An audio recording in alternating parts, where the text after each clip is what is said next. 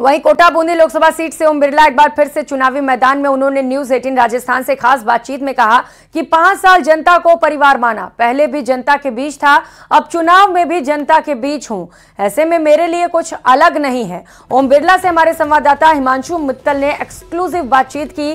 सुनिए क्या कुछ कहा ओम बिरला ने। 5 साल यानी कोटा बूंदी की जनता के बीच रहे ओम बिरला साहब। लगातार उनकी कोशिश ये रही कि उनका हर पल हर वक्त जनता के बीच बीते, हमेशा जनता के बीच रहे साहब। और जब चुनाव का मौका आया है तब भी जनता के बीच, यानी पूरी दिनचर्या आपकी जनता के बीच ही रहती है।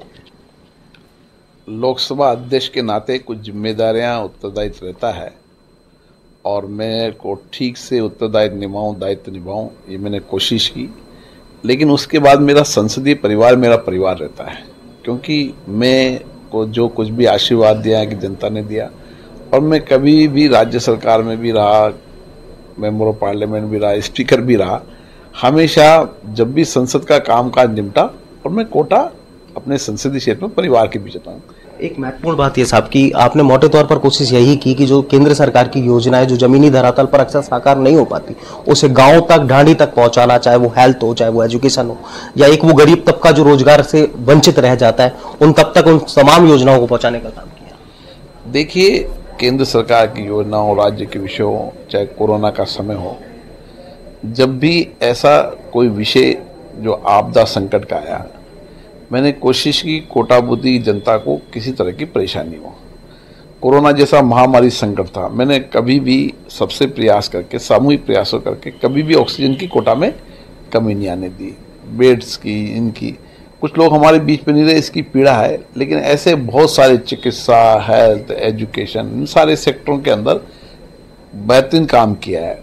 कुछ मुद्दे हैं जो माननीय प्रधानमंत्री जी ने पिछली मीटिंग में कहा था कि एयरपोर्ट का विषय जो मुद्दा था, एयरपोर्ट के खुद प्रधानमंत्री ने कहा कि मुझसे बिरला जी ने कई बार चर्चा की, एयरपोर्ट का 80% काम निपट गया है।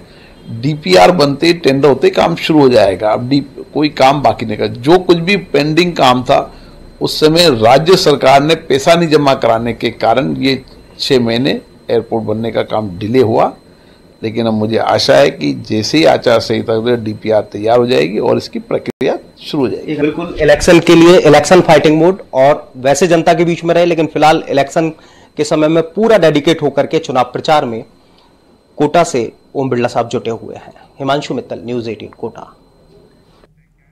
और अब बात प्रधानमंत्री नरेंद्र मोदी की राजस्थान में हुंकार की करेंगे। पीएम मोदी ने अपने दौरे के दौरान मंच पर सतीश पूनिया, राजेंद्र राठौड़, सीएम भजनलाल शर्मा और किरोड़ी लाल मीणा से बातचीत की। अपने भाषण से पहले पीएम मोदी ने सभी से मंच पर ही बगल में बैठकर अलग से बातचीत की।